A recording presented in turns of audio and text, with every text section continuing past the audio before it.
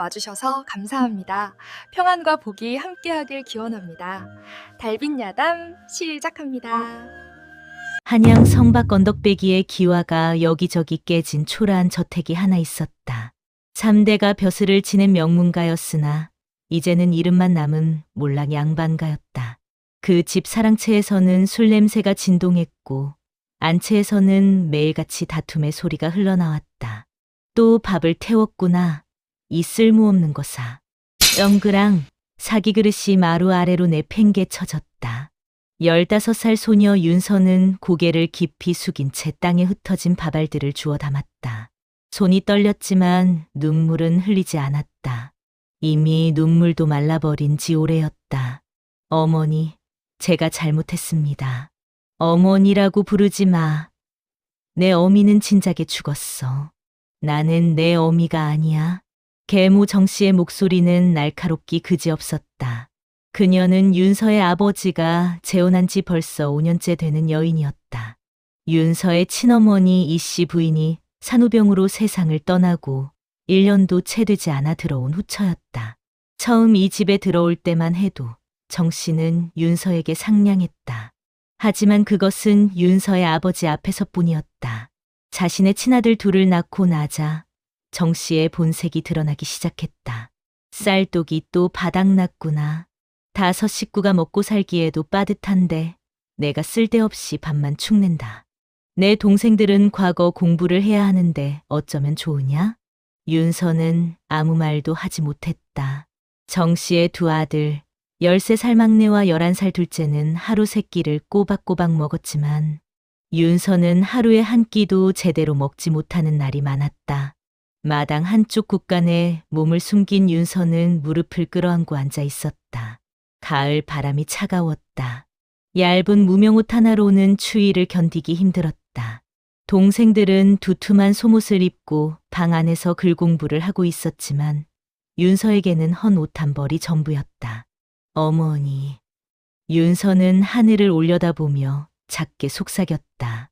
친어머니 이씨 부인의 얼굴은 이제 가물가물했다. 그저 따뜻했던 손길과 부드러운 목소리만이 희미하게 기억 속에 남아있을 뿐이었다. 윤서야, 글을 배워야 한다.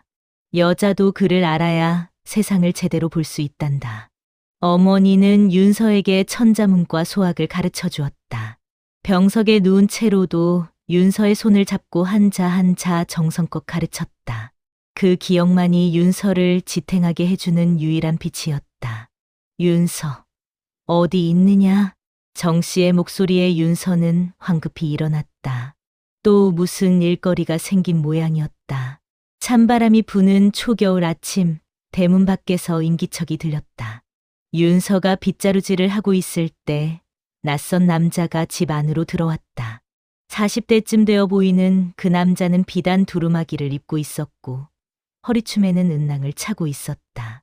안주인께서 계십니까? 어서 오십시오. 기다리고 있었습니다. 정 씨의 목소리가 묘하게 달라져 있었다. 평소의 날카로움 대신 묘한 아첨이 섞여 있었다. 윤서는 본능적으로 불길한 예감이 들었다. 남자와 정 씨는 사랑채로 들어가 한참을 속닥거렸다. 윤서는 부엌에서 설거지를 하면서도 귀를 기울였다. 제냥이면 됩니다. 더 이상은 못 내드립니다. 남자의 목소리였다. 그는 조선과 명나라를 오가며 장사를 하는 상인이었다. 비단, 약재, 그리고 사람도 거래했다. 제냥이라니요. 저 계집애는 글도 알고 일도 잘합니다. 적어도 5냥은 받아야지요. 부인, 요즘 세상이 어떻습니까? 계집아이 값이 떨어졌습니다. 제냥이면 많이 쳐드리는 겁니다. 윤서의 손에서 그릇이 떨어져 깨졌다. 짤그랑 소리가 요란했지만 윤서는 그것조차 느끼지 못했다. 자신을 파는 이야기였다. 계모가 자신을 중국으로 팔아넘기려 한다는 것을. 좋습니다. 제냥에 드리지요. 오늘 당장 데려가십시오. 거래가 성사되었다. 윤서의 인생이 은전 세니페 값으로 결정되는 순간이었다. 정 씨가 부엌으로 들어왔다. 그녀의 얼굴에는 미소가 번지고 있었다. 윤서야, 내게 좋은 소식이 있구나. 저 양반이 너를 중국으로 데려가 좋은 집에 시집 보내주신단다. 네, 멍하니 있지 말고 짐을 꾸려라. 오늘 떠난다. 윤서는 무릎이 풀렸다. 시리집? 그것은 거짓말이었다. 자신이 팔리는 것을 알고 있었다. 하지만 어찌할 도리가 없었다. 아버지는 아십니까? 내 아버지, 술에 취해 자고 계시다. 깨어나실 때쯤이면 너는 이미 떠나고 없을 것이다. 윤서는 비틀거리며 자신의 작은 방으로 갔다. 가진 것이라곤 헌 옷 두어 벌과 어머니가 남겨준 낡은 놀이개뿐이었다. 윤서는 놀이개를 가슴에 꼭 안았다. 어머니, 저는 어찌해야 합니까? 해질녘 윤서는 상인의 수레에 실렸다. 손발이 새끼줄로 묶여 있었고 입에는 재갈이 물려 있었다. 수레 안에는 윤서 말고도 5명의 처녀들이 더 있었다. 모두 가난한 집안의 딸들이거나 빚에 팔린 여인들이었다. 윤서야, 멀리서 누군가의 목소리가 들렸다. 윤서는 고개를 돌렸다. 아버지였다. 술에서 깬 아버지가 비틀거리며 뛰어오고 있었다. 윤서야, 내 딸. 하지만 수레는 이미 빠르게 달리기 시작했다. 아버지의 모습이 점점 작아졌다. 윤서는 눈물을 흘렸다. 이것이 고국과의 아버지와의 마지막 이별이 될 것이었다. 밤이 깊어졌다. 수레는 쉬지 않고 북쪽을 향해 달렸다. 윤서는 달빛 아래서 한양의 불빛이 점점 멀어지는 것을 바라봤다. 압록강에 도착하는데 5일이 걸렸다. 그동안 윤서와 다른 처녀들은 제대로 된 음식도 먹지 못했다. 하루에 한 번 주는 차가운 죽이 전부였다. 이제 곧 명나라 땅이다. 너희들은 모두 제 값을 톡톡히 할 거야. 상인이 비웃으며 말했다. 그는 이미 수십 명의 조선 여인들을 팔아넘긴 노련한 인신매매범이었다. 배에 오르는 순간 윤서는 무릎에 힘이 풀렸다. 저 강을 건너면 정말로 돌아올 수 없는 것이었다. 고국과 영영 이별하는 것이었다. 어머니, 저를 용서하세요. 살아서 돌아오지 못할 것 같습니다. 윤서는 마음속으로 어머니에게 말했다. 어머니의 무덤에 절도 하지 못하고 떠나는 것이 가슴 아팠다. 야, 조선 계집아. 울지 마. 울어봤자 소용없어. 옆에 있던 20살쯤 되어 보이는 여인이 말했다. 그녀의 이름은 춘심이었다. 집안의 빚 때문에 팔려온 것이었다. 언니, 우리는 어디로 가는 것입니까? 북경이라던데. 거기서 각자 팔릴 거야. 운이 좋으면 괜찮은 집으로 갈 수도 있고, 운이 나쁘면. 춘심은 말을 잇지 못했다. 모두가 알고 있는 끔찍한 운명이었다. 압록강은 차가웠다. 겨울 강물은 얼음장 같았고 바람은 뼈를 내는 듯 매서웠다. 배 안에서 한 처녀가 끙끙 앓았다. 병에 걸린 모양이었다. 저 계집은 쓸모없겠군. 강에 던져버려야겠어. 상인이 무심하게 말했다. 윤서는 몸서리쳤다. 사람의 목숨이 이렇게 가볍다니. 저를 버리지 마세요.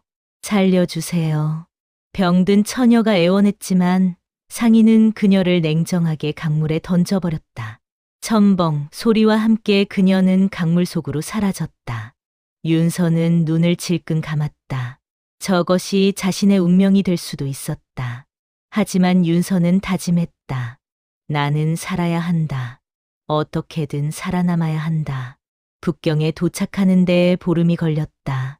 윤서는 여인 몸으로 시장 한가운데 세워졌다. 상인들이 처녀들을 품평하듯 둘러보고 값을 흥정했다. 이 계집은 너무 말랐어. 5전밖에 못 주겠소. 이 계집은 얼굴이 괜찮은데 일은 할 수 있겠소? 윤서는 수치심에 고개를 숙였다. 이것이 사람을 파는 시장이었다. 가축을 파는 것과 다를 바 없었다. 그때 한 노인이 윤서 앞에 멈춰 섰다. 50이 넘어 보이는 백발의 노인이었다. 그는 윤서를 자세히 살펴봤다. 이 아이는 눈빛이 다르구나. 총명해 보여. 노인은 약재상을 운영하는 왕서방이었다. 자식이 없어 일손을 구하러 온 것이었다. 이 계집은 글도 압니다. 값은 7냥입니다. 좋소. 7냥을 내겠소. 이렇게 윤서는 왕서방의 약재상으로 팔려갔다. 다른 처녀들보다는 운이 좋은 편이었다. 약재상은 북경의 번화가에 있었다. 넓은 가게에는 온갖 약재들이 가득했다. 인삼, 황기, 당귀, 백출. 윤서는 이름도 모르는 약초들에 둘러싸였다. 이름이 무엇이냐? 윤서라고 합니다. 윤서. 좋은 이름이구나. 이제부터 여기서 일하게 될 것이다.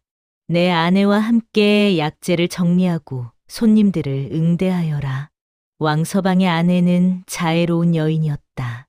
그녀는 윤서를 따뜻하게 맞아주었다. 아가, 많이 힘들었지? 이제 괜찮단다. 여기서는 매도 맞지 않고 밥도 제때 먹을 수 있어. 처음으로 윤서는 따뜻한 밥과 국을 먹었다. 눈물이 핑 돌았다. 이렇게 따뜻한 음식을 먹어본 것이 얼마만인가. 감사합니다, 마님. 고맙긴. 이제부터 열심히 일하면 되는 거야. 윤서는 성실히 일했다. 새벽부터 밤늦게까지 약재를 정리하고 손님들을 응대했다. 왕서방은 윤서의 총명함에 감탄했다. 약초 이름을 가르쳐주면 단번에 외웠고 효능까지 정확히 기억했다. 인삼은 원기를 보하고 황기는 기운을 돋우며 당귀는 혈을 보한다는 것을 금방 익혔다. 윤서야, 너는 글을 읽을 줄 아는가? 예, 어머니께서 천자문과 소학을 가르쳐 주셨습니다. 왕서방의 눈이 반짝였다. 그렇다면 본초강목을 읽어볼 수 있겠구나. 이 책은 명나라의 위대한 의학서란다. 모든 약초의 성질과 효능, 처방법이 담겨 있지. 윤서는 두꺼운 책을 받아들었다. 한자가 빼곡히 적혀 있었지만 윤서는 천천히 읽어내려갔다. 처음에는 어려웠지만 날이 갈수록 이해가 깊어졌다. 밤마다 윤서는 등불 아래서 책을 읽었다. 약초의 성미, 귀경, 주치를 하나하나 익혀갔다. 황녀는 고안하여 심화를 내리고 부자는 대열하여 신양을 보한다는 것을 배웠다. 이 아이는 정말 재주가 있구나. 왕서방의 아내가 감탄했다. 윤서는 배움이 즐거웠다. 고국에서는 계모 때문에 제대로 배울 수 없었지만 여기서는 마음껏 공부할 수 있었다. 1년이 지났다. 윤서는 이제 간단한 처방을 혼자서도 만들 수 있었다. 감기에는 소시오탕을, 소화불량에는 평이산을 쓴다는 것을 알았다. 손님들도 윤서를 신뢰하기 시작했다. 왕서방, 저 조선 계집애가 참 똑똑하구려. 약을 잘 지어내더이다. 그렇지요. 윤서는 내 제자나 다름없습니다. 2년이 더 지났다. 윤서는 이제 19살이 되었다. 약재상에서는 없어서는 안 될 존재가 되었다. 샵샵 챕터 6 궁궐로의 부름. 윤서가 20살이 되던 해봄, 북경 전체가 술렁거렸다. 명나라 황후가 중병에 걸렸다는 소문이 퍼진 것이었다. 황후마마께서 위독하시다더라. 어이들도 손을 쓸 수 없다고 하네. 거리 곳곳에서 사람들이 수군거렸다. 그리고 며칠 후 황궁에서 공고가 내려왔다. 명의와 약재를 구한다. 황후마마의 병을 고치는 자에게는 후한상을 내리리라. 왕서방은 이 기회를 놓칠 수 없었다. 자신이 평생 연구한 특별한 처방이 있었기 때문이다. 윤서야, 나와 함께 궁궐에 가자. 내가 약재를 나르는 일을 도와주거라. 예, 나리. 황궁의 문을 들어서는 순간 윤서는 숨이 막혔다. 붉은 기둥과 황금빛 기와 끝없이 펼쳐진 회랑. 이곳이 천하를 다스리는 권력의 중심이었다. 어이들이 모여있는 편전에서 왕서방은 자신의 처방을 설명했다. 이 처방이라면 황후마마의 병을 반드시 낫게 할 수 있습니다. 하지만 수석 어이는 고개를 저었다. 이미 수십 가지 약을 써봤소.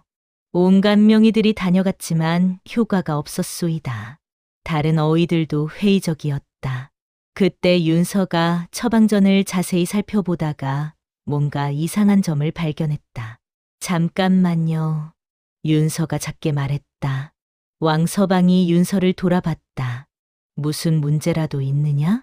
날이 이 처방에는 문제가 있습니다. 순간 모든 시선이 윤서에게 쏠렸다. 한낱 약재상의 하녀가 감히 처방에 문제를 제기한 것이었다. 뭐라고? 내가 강히 한 어이가 노하여 소리쳤다. 하지만 윤서는 물러서지 않았다. 죄송하지만 이 처방은 황후마마의 병세를 악화시킬 수 있습니다. 무슨 근거로 그런 말을 하는가? 이 처방에 쓰인 약재들은 모두 따뜻한 성질입니다. 부자, 육계, 건강. 이들은 모두 대열지성입니다. 만약 황후마마의 병이 음원해열이라면 이 약은 독이 될 것입니다. 어이들의 얼굴이 굳어졌다. 윤서의 말이 맞았다. 그렇다면 내가 처방을 만들어 보거라. 수석 어이가 시험하듯 말했다. 윤서는 붓을 들었다. 손이 떨렸지만 배운 것을 떠올리며 정성껏 처방을 적어 내려갔다. 육미지황탕을 기본으로 하고 여기에 맹문동과 오미자를 더합니다.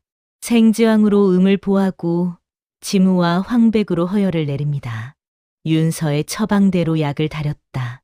검은 약탕이 은 주전자에 담겨 황후의 침전으로 옮겨졌다. 이 약을 황후마마께 올려도 되겠습니까?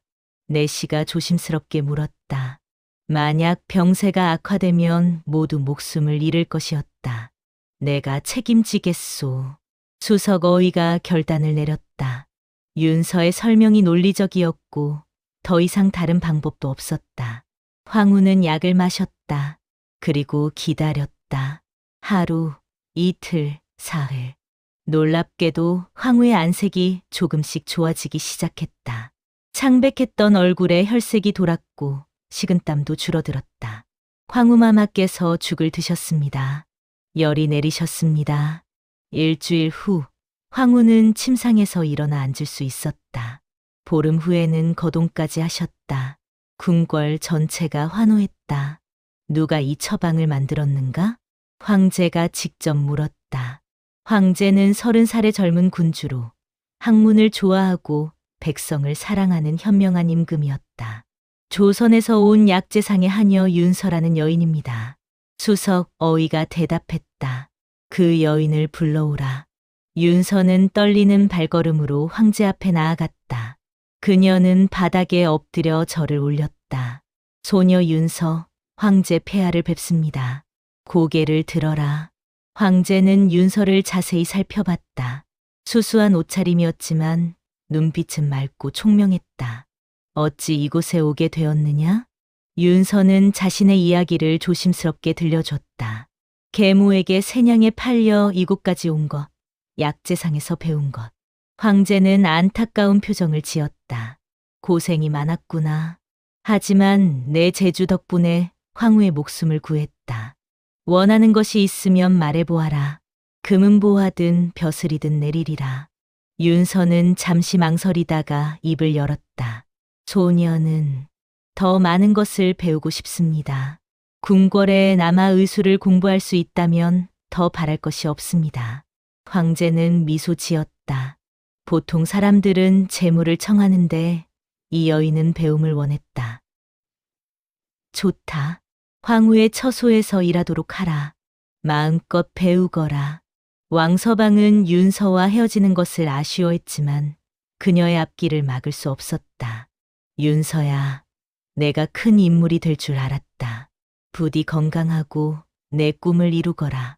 나리의 은혜는 평생 잊지 않겠습니다. 윤서는 황후의 처소인 곤영궁에 배속되었다. 그곳에서 윤서는 새로운 세계를 만났다. 궁녀들은 모두 교양을 갖추었고 시문과 음악에도 능했다. 매일 아침 예법을 익히고 오후에는 시를 짓거나 그림을 그렸다. 황후는 윤서를 친딸처럼 아꼈다. 윤서야, 내가 내 목숨을 구해 주었구나. 어찌 이 은혜를 갚아야 할지 모르겠다. 황후마마, 소녀는 그저 제가 배운 것을 쓴 것뿐입니다. 겸손하기까지 하구나. 내게 더 많은 것을 가르쳐 주고 싶구나.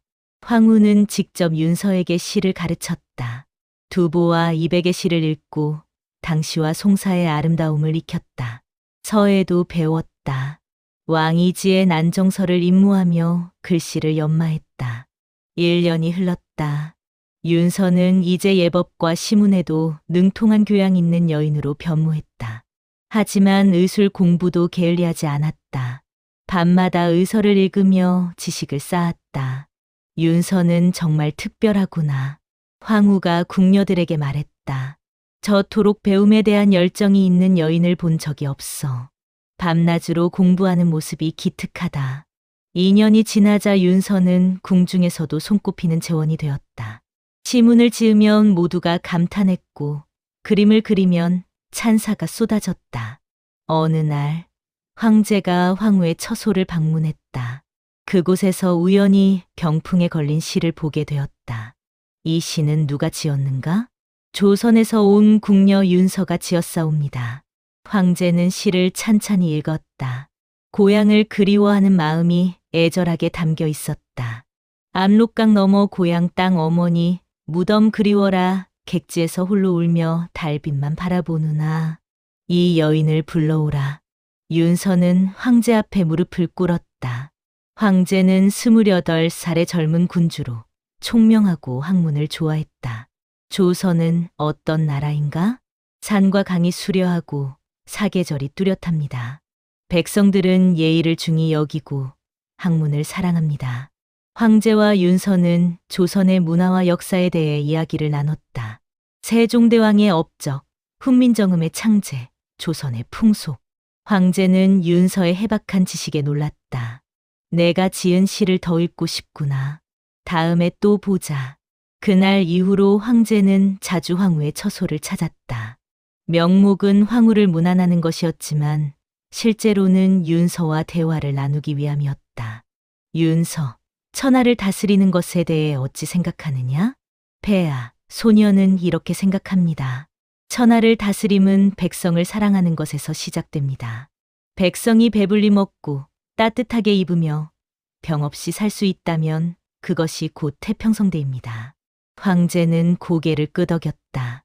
맹자가 말하길 민익이 사직 찾으라 하였지. 백성이 가장 귀하고 사직이 그 다음이며 군주는 가볍다고. 내 생각이 맹자와 같구나. 황후는 이 모든 것을 지켜보고 있었다. 황제가 윤서를 좋아한다는 것을 알았다. 하지만 질투하지 않았다. 오히려 기뻐했다. 윤서야. 어느 날 황후가 윤서를 불렀다. 예, 마마. 황제께서 너를 좋아하시는구나. 윤서는 얼굴이 붉어졌다. 황송하옵니다, 마마. 두려워하지 마라. 너는 착하고 현명한 아이야. 황제께서 너 같은 여인을 좋아하시는 것은 당연하단다. 마마, 나는 병이 깊다. 오래 살지 못할 것이다. 내가 떠난 후 황제를 잘 모시거라. 윤서는 눈물을 흘렸다. 마마, 그런 말씀 마십시오. 마마께서는 오래오래 사실 것입니다. 하지만 황후의 예감은 틀리지 않았다. 윤서가 23이 되던 해 겨울, 황후의 병이 재발했다. 이번에는 윤서가 어떤 약을 써도 효과가 없었다. 마마, 제발 정신을 차리십시오. 윤서는 밤낮으로 황후를 간호했다. 하지만 황후의 기운은 날로 약해졌다. 윤서야, 가까이 오너라. 황후가 희미한 목소리로 불렀다. 윤서는 황후의 손을 잡았다. 그 손은 차갑고 힘이 없었다. 내가 너를 만난 것은 하늘이 내린 복이었다. 너는 내 딸과 같았어. 마마, 황제를 잘 모시거라. 그분은 좋은 분이시다. 너 같은 현명한 여인이 곁에 있어야 해. 마마, 그런 말씀 마십시오. 윤서야, 약속해 주렴. 황제를 잘 모시고 백성을 사랑하며 살겠다고. 예, 마마. 약속드립니다. 황후는 미소 지으며 눈을 감았다. 그것이 마지막이었다. 윤서는 며칠 동안 울었다. 황후는 이 낯선 땅에서 자신을 친딸처럼 대해준 유일한 사람이었다. 어머니와도 같았다. 황제 역시 깊은 슬픔에 빠졌다. 황후와의 정이 깊었기 때문이다. 장례는 성대하게 치러졌다. 온 나라가 슬픔에 잠겼다. 1년상이 지났다. 신하들은 황제에게 새 황후를 간택하라 청했다. 폐하, 황실에는 후사가 중요하옵니다. 새 황후를 맞이하소서. 하지만 황제는 고개를 저었다. 짐의 마음은 이미 정해졌소. 신하들이 수군거렸다. 황제의 마음이 어디에 있는지 모르는 사람이 없었다. 윤서를 불러오라 샵샵 챕터 11 천하를 놀라게 한 책봉. 윤서가 황제 앞에 나아가자 황제는 진지한 표정으로 말했다. 윤서, 짐의 황후가 되어주겠는가? 윤서는 믿을 수 없었다. 세냥에 팔려온 조선의 천한 여인이 명나라의 황후가 된다니. 폐하, 소녀는 너무나 천한 신분입니다. 감히 황후의 자리에 오를 수 없습니다. 신분이 무슨 상관인가. 덕과 지혜가 있다면 황후의 자격이 충분하오. 선왕후께서도 그대를 아끼셨고 짐 역시 그대의 현명함을 높이 사오. 하지만 조정은 발칵 뒤집혔다. 폐하, 만만부당하옵니다. 조선에서 온 천한 여인을 황후로 삼으시다니. 명나라 황후는 대대로 명문가의 딸이었습니다. 전례를 무시할 수 없습니다. 이국 여인을 황후로 삼으면 황실의 위엄이 땅에 떨어지옵니다. 신하들의 반대가 빗발쳤다. 하지만 황제는 단호했다. 짐이 황제이요. 천하는 짐의 것이고 황후를 정하는 것도 짐의 권한이오. 감히 짐의 뜻을 거역하는 자는 역적으로 다스리겠소. 황제의 단호함에 신하들은 입을 다물 수밖에 없었다. 책봉식 날 온 천하가 떠들썩했다. 조선에서 온 여인이 명나라 황후가 되는 전무후무한 일이었다. 윤서는 황후의 예복을 입었다. 봉황이 수놓인 붉은 예복, 황금빛 봉관, 거울에 비친 자신의 모습이 낯설었다. 이것이 정말 나인가?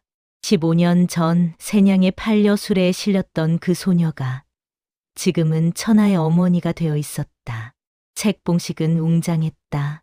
황제가 직접 윤서에게 옥새를 수여했다. 짐이 그대를 명나라의 황후로 책봉하노라. 천하의 어머니로서 백성을 사랑하고 짐을 보필하라. 황후 윤서 성명을 받들겠나이다. 종묘에 구하고 하늘에 제사를 올렸다. 이제 윤서는 정식으로 명나라의 국모가 되었다. 황후가 된 윤서는 겸손하고 자비로웠다. 후궁들에게도 엄하지 않았고 궁녀들에게도 자애로웠다. 황후마마는 진정 덕이 높으십니다. 사람들이 칭송했다. 특히 윤서는 병든 이들을 돌보는 일에 힘썼다. 황궁 안에 의녀를 양성하는 제도를 만들고 가난한 백성들을 위한 의료시설을 확충했다. 폐하, 백성들이 병들어 죽어가는 것을 보니 가슴이 아픕니다. 제가 배운 의술로 그들을 돕고 싶습니다. 황제는 황후의 뜻을 전폭 지지했다. 좋소. 황후의 뜻대로 하시오. 북경 곳곳에 의원이 세워졌다. 가난한 백성들은 무료로 진료를 받을 수 있었다. 윤서가 직접 만든 처방으로 수많은 생명이 살아났다. 황후마마 만세. 백성들은 윤서를 칭송했다. 자비의 황후, 성스러운 어머니라는 칭호가 붙었다. 하지만 윤서의 마음속 깊은 곳에는 늘 고국이 자리하고 있었다. 조선의 백성들도 어렵게 살고 있겠지. 윤서는 비밀리에 조선으로 약재와 곡식을 보내기 시작했다. 명나라 황후라는 신분을 숨기고 익명의 후원자로서 고국을 도왔다. 윤서는 신뢰할 수 있는 상인들을 통해 조선을 도왔다. 굶주리는 백성들에게 쌀을 보내고 병든 이들에게 약을 전했다. 이 은혜는 누가 베푸신 것입니까? 조선의 백성들이 물으면 상인들은 고개를 저었다. 모릅니다. 다만 익명의 은인이 계실 뿐입니다. 윤서는 절대 자신의 정체를 드러내지 않았다. 다만 조용히 묵묵히 고국을 도왔다. 3년이 흘렀다. 윤서는 황제와의 사이에서 첫 아들을 낳았다. 황태자가 탄생한 것이었다. 폐하, 왕자이십니다. 온 나라가 환호했다. 윤서는 아이를 가슴에 안았다. 작고 따뜻한 생명이었다. 우리 아이야, 너는 행복하게 자라야 한다. 백성을 사랑하는 현명한 군주가 되거라. 2년 후 둘째 아들도 태어났다. 황제는 기뻐했다. 황후, 그대 덕분에 짐의 삶이 행복하오. 폐하, 소첩 역시 그러하옵니다.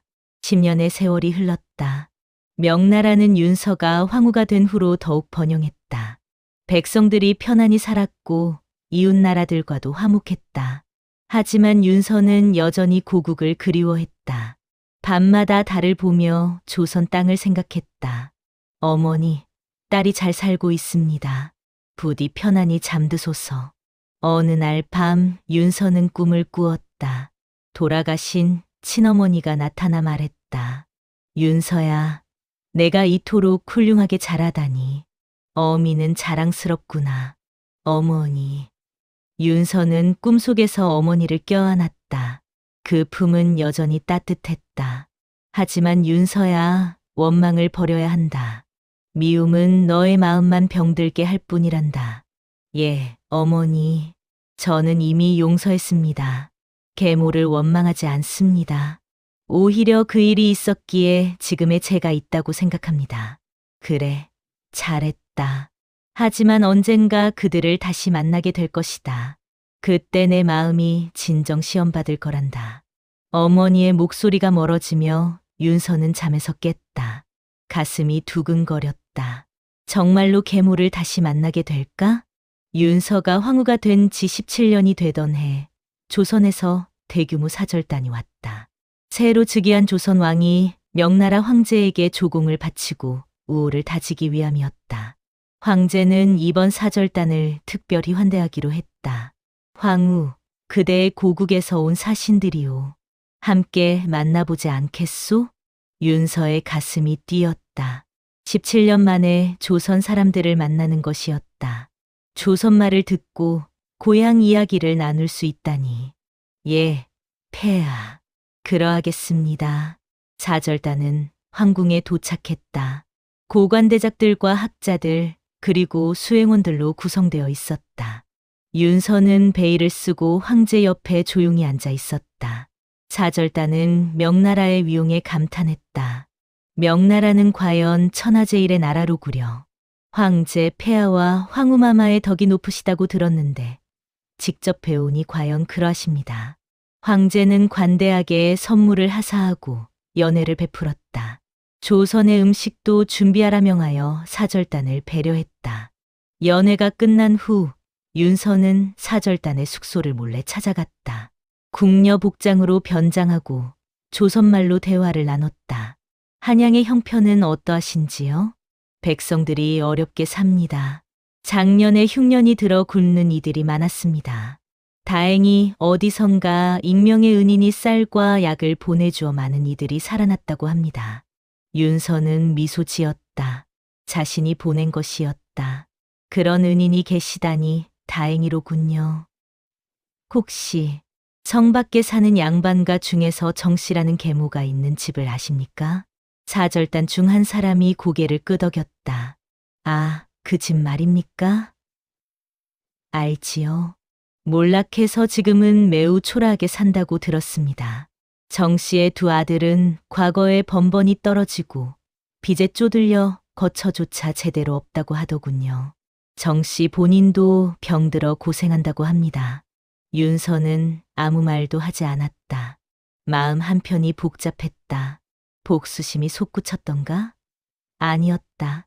오히려 연민이 느껴졌다. 그 집에 대한 소식을 더 알려주실 수 있습니까? 정 씨는 남편을 일찍 잃고 혼자 두 아들을 키웠다고 합니다. 하지만 아들들이 무능하여 가세가 완전히 기울었지요. 전 재산을 날리고 지금은 남의 집 사랑채를 빌려 살고 있다고 하더이다. 윤서는 황제에게 청을 올렸다. 폐하, 소첩이 사절단과 함께 조선을 방문하고자 하옵니다. 황제는 놀라며 물었다. 고국이 그리운가? 예, 폐하. 17년 만에 고국 땅을 밟고 싶습니다. 그리고 조선과 명나라의 우호를 더욱 돈독히 하고자 하옵니다. 또한 윤서는 잠시 망설이다 말을 이었다. 만나야 할 사람들이 있습니다. 황제는 윤서의 눈빛을 보고 무언가를 느꼈다. 좋다. 허락하노라. 하지만 호위를 충분히 데려가야 하오. 그대는 이제 명나라의 황후이니 안전이 최우선이오. 감사하옵니다, 폐하. 명나라 황후가 직접 조선을 방문한다는 소식에 온 천하가 떠들썩했다. 조선 조정은 황급히 준비에 들어갔다. 명나라 황후께서 친히 오신다니 성대히 모셔야 하느니라. 조선 왕은 직접 준비 상황을 점검했다. 드디어 출발일이 왔다. 윤서는 황금빛 봉황 문양이 수노인 가마를 타고 500명의 수행원과 함께 조선으로 향했다. 압록강을 건너며 윤서는 17년 전을 떠올렸다. 그때는 새냥에 팔려 울며 이 강을 건넜었다. 이제는 명나라 황후로서 의젓하게 돌아오고 있었다. 어머니, 딸이 돌아옵니다. 한양에 도착하자 성안 성밖이 모두 환호했다. 명나라 황후를 직접 보는 것은 천년에 한 번 있을까 말까 한 일이었다. 황후마마 만세, 명나라 황후 만세.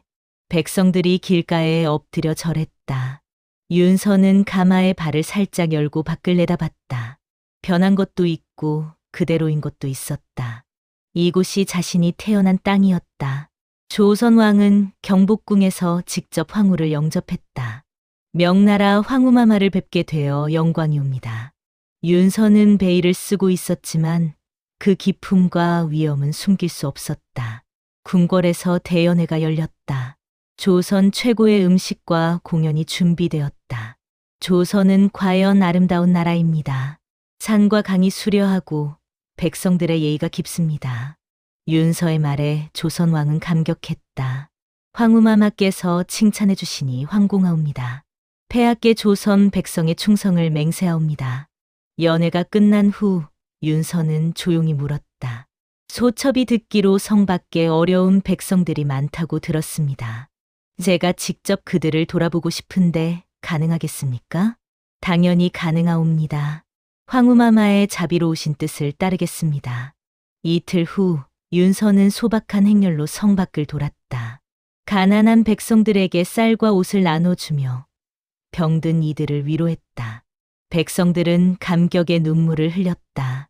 황후마마의 은혜 평생 잊지 않겠나이다. 윤서는 한 사람 한 사람에게 정성을 다했다. 그리고 어느 낡은 초가집 앞에 멈췄다.